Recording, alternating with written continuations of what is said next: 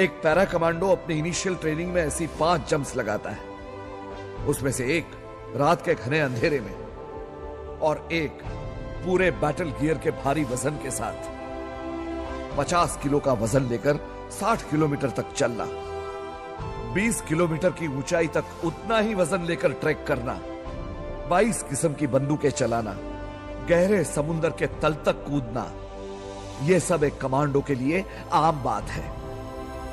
बिना हथियार के हथियारबंद लोगों से लड़ना, दुश्मन के इलाके में उतरकर दुश्मन को उसके घर में घुसकर मारना, बाएं हाथ का खेल है एक कमांडो के लिए।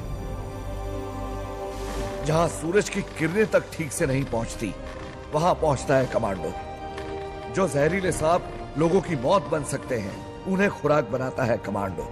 जहां आप जैसे लोग पूरी फौज लेके भी जाने से डरते हैं, वैसे इलाके देश को वापस छुड़ा के देता है कमांडो। 1000 के बराबर नहीं, 10,000 के बराबर होता है कमांडो, क्योंकि 10,000 लोगों में से एक कमांडो बनता है, सिर्फ एक।